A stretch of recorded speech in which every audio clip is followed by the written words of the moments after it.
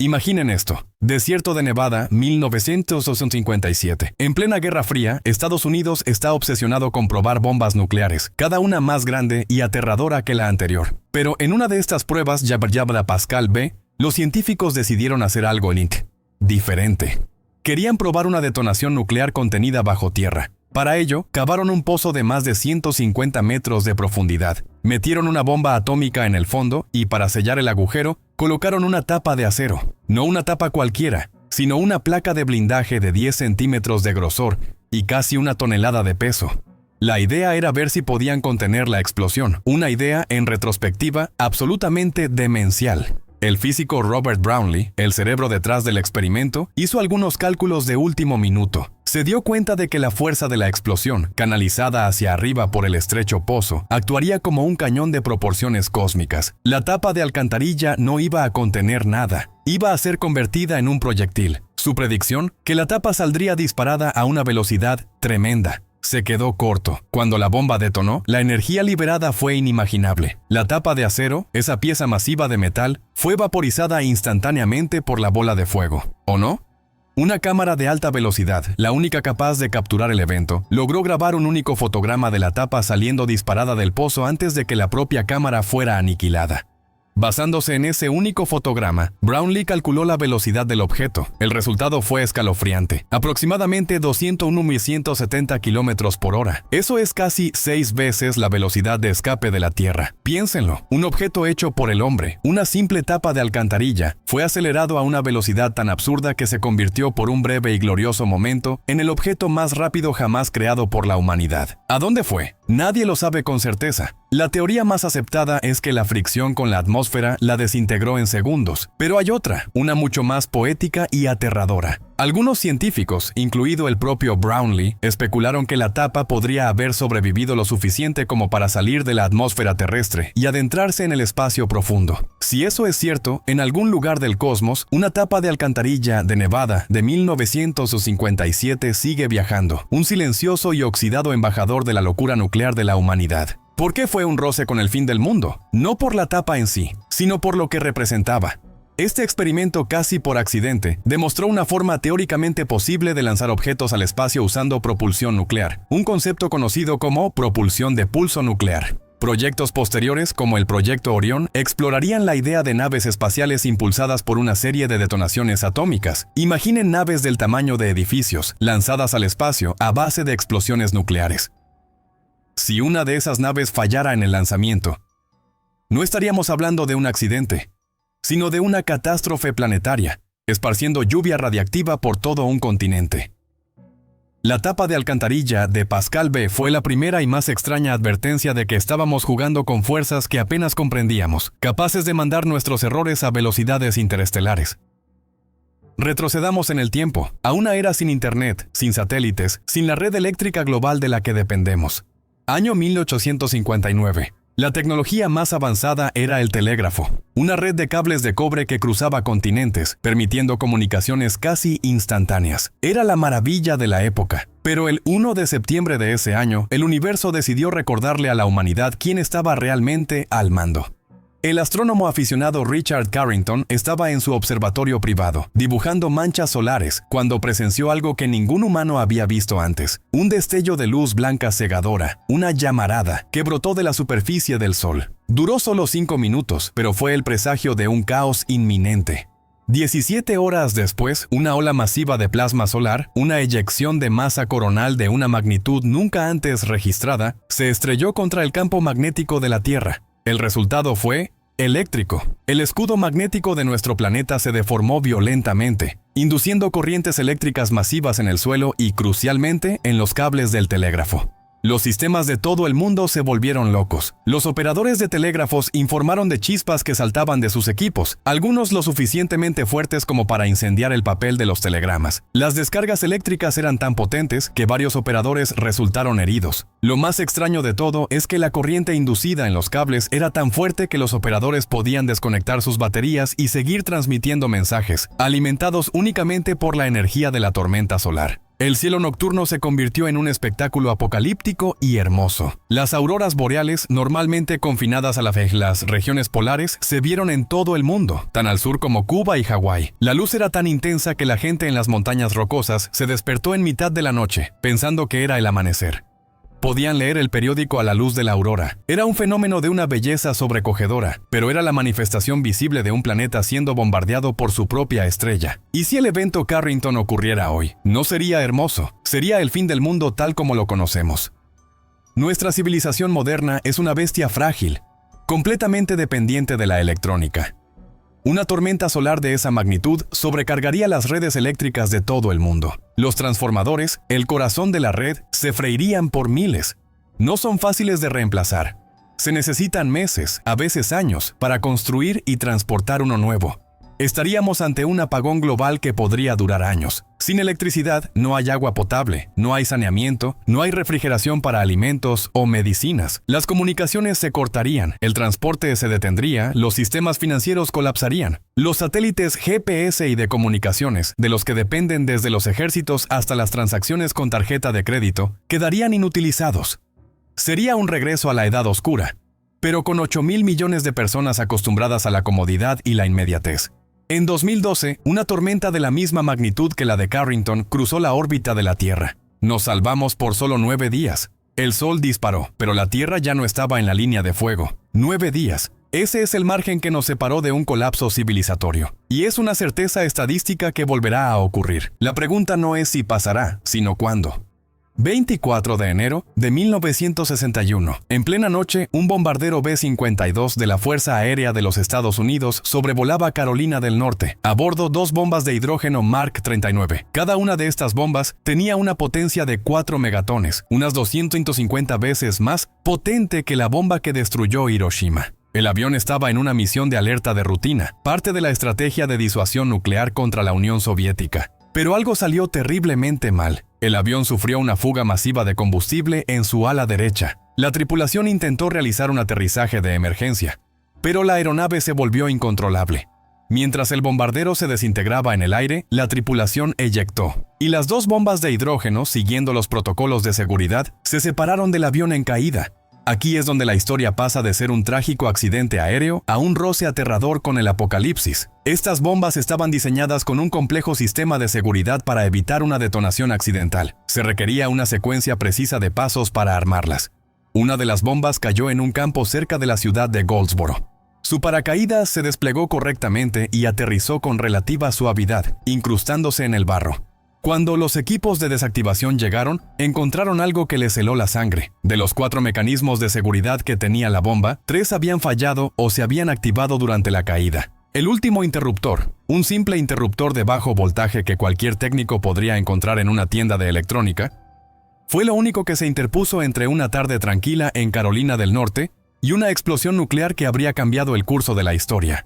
La segunda bomba fue aún más aterradora. Su paracaídas no se desplegó. Cayó en picado a velocidad terminal y se estrelló en un campo pantanoso, desintegrándose con el impacto. Los equipos de recuperación pasaron semanas excavando en el lodo, buscando las piezas. Encontraron la mayor parte de la bomba, pero nunca recuperaron el núcleo de uranio y plutonio. Para evitar que alguien lo encontrara, la Fuerza Aérea simplemente compró el terreno y lo declaró zona restringida. A día de hoy, en algún lugar bajo un campo de Carolina del Norte, yace el corazón de una bomba de hidrógeno, un recordatorio perpetuo y radiactivo de lo cerca que estuvimos. El secretario de Defensa de la época, Robert McNamara, admitió años después que, por la más mínima de las casualidades, literalmente la falla de 2 cables en cruzarse, se evitó una catástrofe nuclear. Si esa bomba hubiera detonado, habría creado una bola de fuego de kilómetros de ancho, aniquilando instantáneamente todo en un radio de 13 kilómetros. La lluvia radiactiva habría contaminado ciudades como Washington, D.C., Baltimore, Filadelfia y llegado hasta la ciudad de Nueva York, afectando a millones de personas. Y lo peor de todo, en el paranoico clima de la Guerra Fría, ¿cómo habría reaccionado Estados Unidos? ¿Habrían creído que fue un accidente? ¿O habrían asumido que era el primer golpe de un ataque soviético, desencadenando una represalia nuclear total? Estuvimos a un solo interruptor, a un solo cable defectuoso, de descubrir la respuesta de la manera más horrible posible.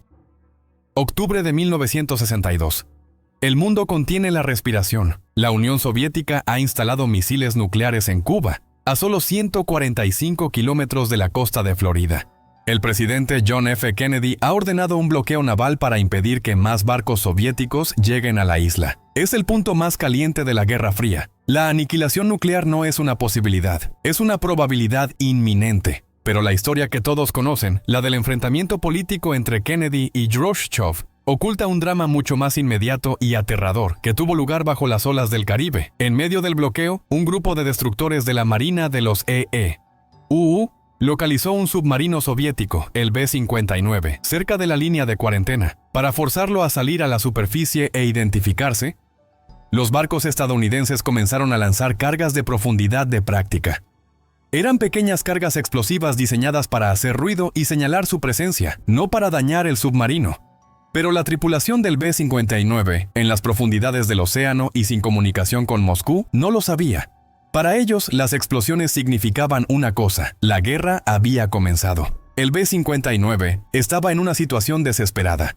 Las condiciones a bordo eran infernales. La temperatura superaba los 50 grados Celsius, el aire acondicionado había fallado y el dióxido de carbono se acumulaba a niveles peligrosos. La tripulación estaba exhausta, asustada y completamente aislada. Y lo más importante, el submarino estaba armado con un arma especial, un torpedo con una ojiva nuclear de 15 kilotones, con la misma potencia que la bomba de Hiroshima. El capitán del submarino, Valentin Savitsky, creyendo que su nave estaba siendo atacada y que la Tercera Guerra Mundial ya estaba en marcha, decidió que no tenía otra opción. «Vamos a destruirlos ahora. Moriremos, pero nos los llevaremos a todos con nosotros», gritó. Ordenó preparar el torpedo nuclear para el lanzamiento. El oficial político a bordo, Iván Maslenikov, estuvo de acuerdo. Según los protocolos soviéticos, solo se necesitaba el consentimiento de estos dos oficiales para lanzar el arma. Pero había un tercer hombre, Vasily Arkhipov. Arkhipov no era solo un oficial más, era el comodoro de toda la flotilla de submarinos y casualmente estaba a bordo del B-59. Su rango era igual al del capitán Savitsky, y Arkhipov no estaba de acuerdo. En medio del calor sofocante, la tensión insoportable y la certeza de sus compañeros de que la guerra había comenzado, Arkhipov mantuvo la calma. Argumentó que las señales de los estadounidenses no eran necesariamente un ataque. Insistió en que debían salir a la superficie y esperar órdenes de Moscú. Se produjo una acalorada discusión. Savitsky estaba furioso, pero Arkhipov se mantuvo firme. Se negó a dar su consentimiento. Gracias a la negativa de Arkhipov, el torpedo nuclear nunca se lanzó. El submarino B-59 salió a la superficie, fue identificado por los estadounidenses y regresó a la Unión Soviética. El mundo nunca supo lo cerca que estuvo del abismo ese día. Si ese torpedo hubiera sido lanzado, habría destruido instantáneamente al portaaviones USS Randolph y a su flota de escolta, un acto de guerra nuclear indiscutible. La respuesta de Estados Unidos habría sido una represalia masiva e inmediata contra la Unión Soviética. La guerra termonuclear total habría sido inevitable. Cientos de millones de personas habrían muerto. Todo se redujo a la decisión de un solo hombre, en las profundidades del océano, que tuvo el coraje y la claridad mental para decir no, cuando todos los demás gritaban ¡fuego! Thomas Blanton, director del Archivo de Seguridad Nacional, diría años después, la lección de esto es que un tipo llamado Vasily Arkhipov salvó el mundo. El 9 de noviembre de 1979, en el corazón del complejo militar de Cheyenne Mountain, el Centro de Mando de Defensa Aeroespacial de Norteamérica, NORAD, los monitores que vigilaban el planeta en busca de amenazas se iluminaron de repente con el peor de los escenarios. Las pantallas mostraban que la Unión Soviética había lanzado un ataque nuclear masivo y coordinado contra los Estados Unidos. No uno o dos misiles, sino cientos, lanzados desde submarinos y bases terrestres, dirigiéndose hacia objetivos en todo el país. El pánico se apoderó del centro de mando. Inmediatamente se activaron los protocolos de emergencia. Se despertó al asesor de seguridad nacional, Zbigniew Brzezinski. Recibió una llamada en mitad de la noche. Señor, hemos detectado 250 misiles balísticos lanzados desde submarinos soviéticos. Se dirigen hacia los Estados Unidos. Brzezinski, aturdido, pidió confirmación. Unos minutos más tarde sonó el teléfono de nuevo. La voz al otro lado era aún más grave. La situación ha empeorado. Ahora detectamos 2.200 misiles. En ese momento, Brzezinski estaba convencido de que era el fin. El ataque era tan masivo que no cabía duda. Se preparó para llamar al presidente Jimmy Carter y darle la noticia que ningún presidente debería recibir. Que tenía entre 3 y 7 minutos para autorizar un contraataque nuclear a gran escala antes de que el primer misil impactara en Washington, D.C. Brzezinski ni siquiera se molestó en despertar a su esposa, pensando que todos morirían pronto de todos modos. Estaba a segundos de hacer esa llamada fatídica. Pero mientras los bombarderos B-52 con armas nucleares comenzaban a encender sus motores en las pistas de todo el país y los misiles Minuteman en sus silos se preparaban para el lanzamiento, algunos operadores de NORAD notaron algo extraño. Los sistemas de alerta temprana, como los satélites y los radares de primera línea, no mostraban nada, absolutamente nada. El cielo estaba despejado. El único sistema que indicaba un ataque masivo era la pantalla principal de NORAD. Había una discrepancia imposible. Desesperadamente los técnicos revisaron el sistema y encontraron la causa. No era un ataque soviético, no era el fin del mundo. Era un chip de ordenador defectuoso, con un valor de 46 centavos. Alguien, por error, había cargado una cinta de simulación de un escenario de guerra en el ordenador operativo en lugar del sistema de pruebas. El chip defectuoso hizo que el sistema interpretara la simulación como datos reales y los mostrara en las pantallas de la sala de guerra. Durante 6 minutos angustiosos, el mundo estuvo al borde de la aniquilación nuclear debido a un error humano y un pequeño fallo de hardware. 6 minutos en los que los líderes militares y políticos de Estados Unidos creyeron genuinamente que estaban bajo un ataque total. Brzezinski esperó la tercera llamada, la que confirmaría el impacto, pero la llamada que recibió fue para decirle que todo había sido una falsa alarma. Una falsa alarma que casi provoca una guerra real. Este incidente reveló una vulnerabilidad aterradora en el sistema de defensa. La posibilidad de que la tecnología, diseñada para proteger, pudiera convertirse en el propio catalizador del apocalipsis, no por malicia, sino por un simple y estúpido error. 18 de septiembre de 1980. En un silo de misiles subterráneos cerca de Damasco, Arkansas, se encontraba un misil balístico intercontinental Titan-2. El Titan-2 era una bestia de la Guerra Fría. Un misil de 31 metros de altura que llevaba en su punta la ojiva nuclear más potente del arsenal estadounidense, la Dobovy-53, de 9 megatones. Eso es 600 veces la potencia de la bomba de Hiroshima. El misil estaba lleno de combustible líquido altamente volátil e hipergólico, lo que significa que se enciende al contacto sin necesidad de una chispa. Era, en esencia, una bomba de relojería gigante, incluso sin la ojiva nuclear. Esa noche, un equipo de mantenimiento realizaba una tarea de rutina: presurizar el segundo tanque de combustible del misil. Uno de los aviadores, David Powell, de 21 años, estaba de pie en una plataforma de trabajo cuando, en un descuido, una llave de tubo de 1,5 kilos se le resbaló de las manos. La llave cayó más de 20 metros, rebotó en una viga y golpeó el costado del misil, abriendo un agujero en el tanque de combustible. Inmediatamente, una nube de vapores de combustible tóxico comenzó a llenar el silo. Se ordenó la evacuación. Durante las siguientes horas, equipos de especialistas intentaron valientemente controlar la situación, pero la presión dentro del tanque de combustible dañado seguía bajando, una señal segura de que una explosión era inminente. Sabían que si el misil explotaba, la fuerza de la detonación podría dañar la ojiva nuclear y, en el peor de los casos, dispersar plutonio radiactivo por todo Arkansas. En el escenario más catastrófico, la explosión podría incluso lanzar la ojiva de 9 megatones fuera del silo como una bala de cañón. A las 3 de la madrugada ocurrió lo inevitable. El combustible acumulado en el silo se encendió, provocando una explosión masiva que voló la puerta de hormigón y acero de 740 toneladas que cubría el silo. La explosión fue tan potente que lanzó la ojiva nuclear Dobovy-53, de casi 4 toneladas de peso, a más de 200 metros por el aire. La ojiva aterrizó en una zanja junto a la carretera, relativamente intacta. Un hombre murió en la explosión y 21 resultaron heridos. Pero la catástrofe podría haber sido inimaginablemente peor. La ojiva Dobovy-53 tenía múltiples mecanismos de seguridad para evitar una detonación nuclear en caso de accidente. Afortunadamente, esos mecanismos funcionaron. Si la explosión hubiera sido lo suficientemente fuerte o si los sistemas de seguridad hubieran fallado, se habría producido una detonación nuclear en suelo estadounidense. El estado de Arkansas habría sido borrado del mapa. Pero incluso sin una detonación nuclear, el peligro no había pasado. Si la carcasa de la ojiva se hubiera roto en el impacto, habría liberado una nube de plutonio, uno de los materiales más tóxicos conocidos por el hombre. Habría convertido una vasta área en una zona inhabitable durante miles de años. El accidente de Damasco fue un crudo recordatorio de que las armas más poderosas jamás creadas eran vulnerables a los errores más simples. Una herramienta que se cae. Un momento de descuido. Demostró que la cadena de eventos que podría llevar al apocalipsis no tenía por qué empezar con una orden presidencial, sino con el torpe desliz de la mano de un joven aviador. 26 de septiembre de 1983. En un búnker secreto cerca de Moscú, el teniente coronel Stanislav Petrov estaba al mando del sistema de alerta temprana nuclear de la Unión Soviética.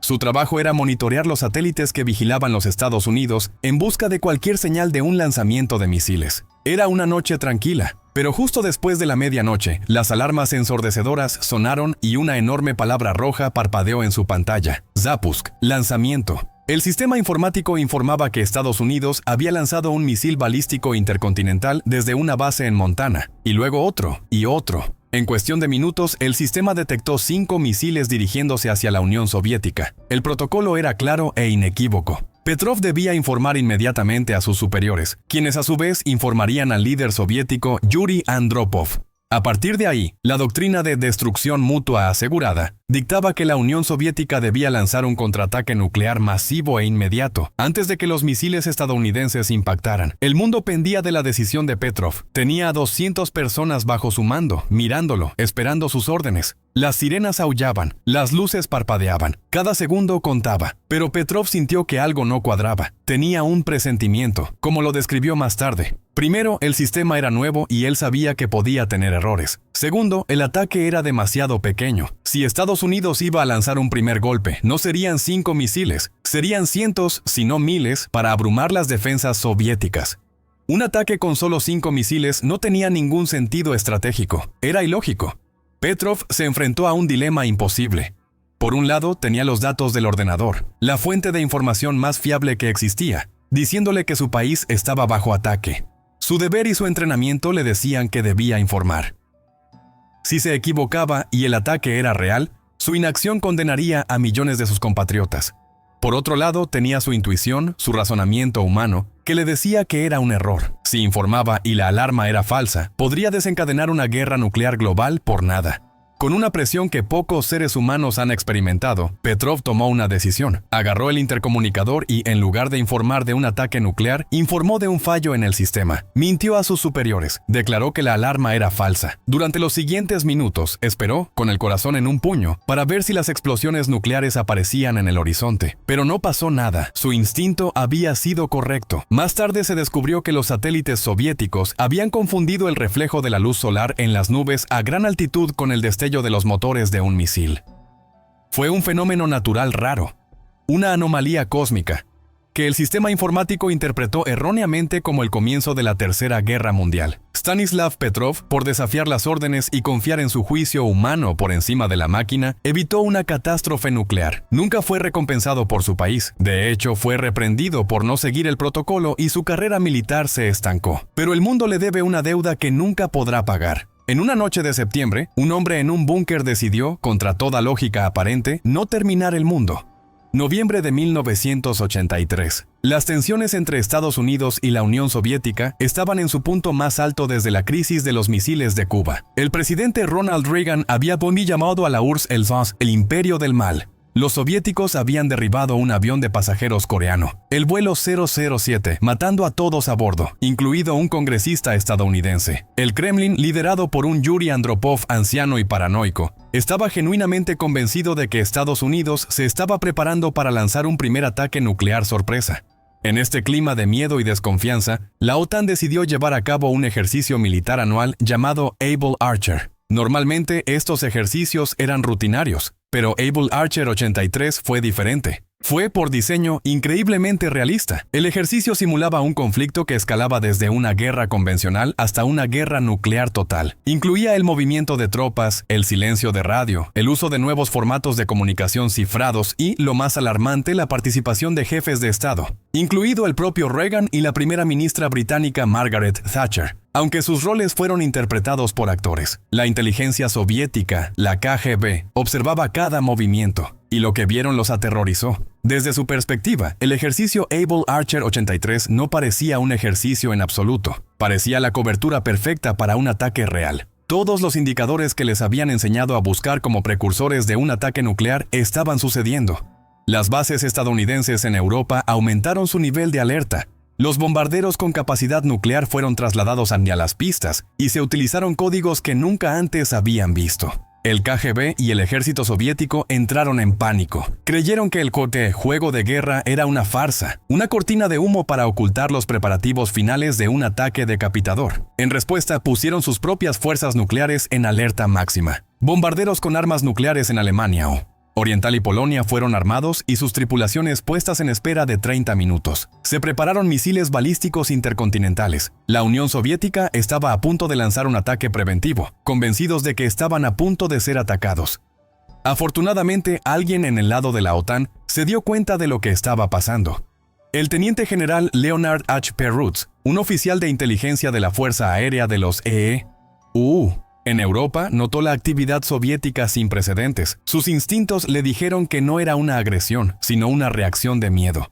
En lugar de aumentar aún más el nivel de alerta de la OTAN, lo que habría confirmado las peores sospechas de los soviéticos y posiblemente provocado el lanzamiento, Perutz decidió no hacer nada. Rompió el protocolo y no respondió. Mantuvo la calma. Su inacción rompió el ciclo de escalada. Cuando la OTAN completó el ejercicio Able Archer 83 sin lanzar un ataque real, los soviéticos, confundidos pero aliviados, retiraron lentamente sus fuerzas de la alerta máxima. El mundo, sin saberlo, había pasado por uno de sus momentos más peligrosos. Oleg Gordievsky, un doble agente del KGB que trabajaba para los británicos, revelaría más tarde que el mundo no estuvo realmente tan cerca de la guerra nuclear durante la crisis de los misiles de Cuba. Reagan, al enterarse de lo asustados que estaban los soviéticos, quedó profundamente afectado. Se dice que este incidente cambió su perspectiva sobre la Unión Soviética y lo puso en el camino de la diplomacia que finalmente ayudó a terminar la Guerra Fría. Un juego, una simulación, casi se convierte en la realidad más devastadora. 25 de enero de 1995. La Guerra Fría había terminado, o eso creía todo el mundo. La Unión Soviética se había disuelto, pero las miles de armas nucleares de ambos bandos seguían ahí, en alerta. Esa mañana, científicos de Noruega y Estados Unidos lanzaron un cohete de sondeo llamado Black Brant 2 desde la costa de Noruega. El cohete llevaba equipo científico para estudiar la aurora boreal. Era una misión puramente científica. Y, como es procedimiento estándar, había notificado a más de 30 países, incluida Rusia, sobre el lanzamiento con semanas de antelación. Pero en la caótica burocracia de la Rusia post-soviética, esa notificación se perdió. Nadie en la cadena de mando militar rusa sabía del lanzamiento. Así que cuando los operadores de radar rusos detectaron un cohete que se elevaba desde la costa de Noruega y ascendía rápidamente, vieron algo muy diferente. La firma de radar del cohete con sus 4 etapas se parecía sospechosamente a la de un misil Trident estadounidense lanzado desde un submarino, y su trayectoria parecía dirigirse directamente hacia Moscú. Para los militares rusos, esto era el peor de los escenarios, un posible ataque decapitador, diseñado para eliminar el liderazgo político y militar de Rusia antes de que pudieran responder. Las alarmas se dispararon en todo el sistema de defensa ruso. La información llegó rápidamente al presidente Boris Yeltsin. Por primera vez en la historia, y la única hasta la fecha, se activó el Cheget, el maletín nuclear ruso. Durante unos angustiosos 8 minutos, Yeltsin y sus principales asesores militares tuvieron que tomar una decisión. Los monitores mostraban un objeto en el cielo, acercándose. Tenían que decidir si lanzar un contraataque nuclear a gran escala contra Estados Unidos y sus aliados. La presión sobre Yeltsin era inmensa. Afortunadamente, los operadores de radar continuaron rastreando el objeto. Se dieron cuenta de que el cohete, en lugar de dirigirse a Rusia, se estaba desviando hacia el mar, lejos del territorio ruso. Finalmente cayó inofensivamente en el Océano Ártico, tal como estaba planeado. La amenaza había pasado. Yeltsin, más tarde, admitiría lo tenso que fue el momento. Realmente usé mi maletín negro con el botón por primera vez. Me conecté inmediatamente con mis asesores militares y con los distintos comandantes, y seguimos el curso de este misil desde el principio hasta el final. Lo que no dijo es lo cerca que estuvo de presionar ese botón. Este fue el único incidente conocido en el que se activó por completo el maletín nuclear de un líder. El incidente del cohete noruego, aunque duró solo unos minutos, reveló que incluso después de la Guerra Fría, el mecanismo del apocalipsis seguía en su lugar, sensible y propenso a errores catastróficos. Demostró que un simple error burocrático, una notificación perdida, podría haber desencadenado una guerra nuclear. El mundo se salvó no por la diplomacia, sino porque los operadores de radar rusos hicieron su trabajo correctamente y se dieron cuenta a tiempo de que la trayectoria del cohete no era hostil. Un cohete científico para estudiar las luces del norte casi apaga las luces del mundo para siempre. 23 de julio de 2012. Mientras el mundo estaba distraído con los Juegos Olímpicos de Londres y la política cotidiana, en el lado opuesto del Sol, lejos de la vista de la Tierra, se desató una monstruosa tormenta. 2 eyecciones de masa coronal, gigantescas burbujas de plasma y campos magnéticos fueron expulsadas de la superficie solar con una violencia casi sin precedentes. Esta doble erupción se fusionó en una única y colosal onda de choque que atravesó el sistema solar a una velocidad de más de 3.000 kilómetros por segundo. La NASA y otros observatorios espaciales, como la sonda Estéreo A, que estaba en la posición perfecta para presenciarlo, lo vieron todo, y los datos que enviaron fueron aterradores. La tormenta era, como mínimo, tan potente como el histórico evento Carrington de 1859. Era una tormenta de clase Carrington, el tipo de evento que tiene el poder de paralizar nuestra civilización tecnológica. Si esa tormenta hubiera ocurrido solo una semana antes, la Tierra habría estado directamente en su camino. La erupción solar habría golpeado de lleno nuestro campo magnético. El resultado habría sido, según el físico Daniel Baker de la Universidad de Colorado, una catástrofe global. Si nos hubiera golpeado, dijo Baker, todavía estaríamos recogiendo los pedazos. El impacto habría inducido corrientes eléctricas masivas en las redes eléctricas de todo el mundo, friendo los transformadores de alto voltaje a una escala masiva. El apagón no habría sido de horas o días, sino de meses o incluso años. La infraestructura de la que dependemos para todo, comunicaciones, agua, alimentos, finanzas, transporte, se habría derrumbado.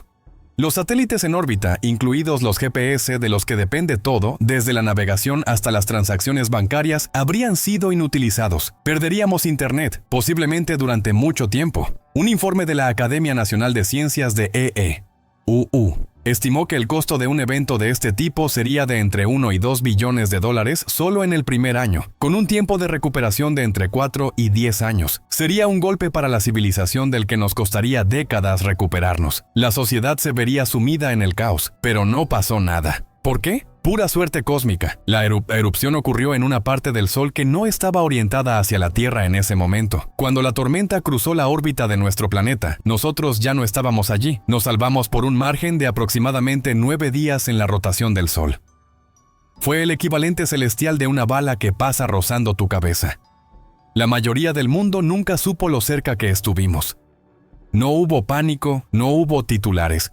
Solo un silencioso suspiro de alivio en la comunidad científica. El evento de 2012 es quizás el roce con el fin del mundo más aterrador de todos, porque no fue un error humano, ni un fallo técnico, ni una decisión política. Fue el universo siendo el universo. Fue un recordatorio de que, a pesar de todas nuestras armas y nuestra tecnología, somos increíblemente frágiles, flotando en una roca a merced de una estrella violenta y temperamental.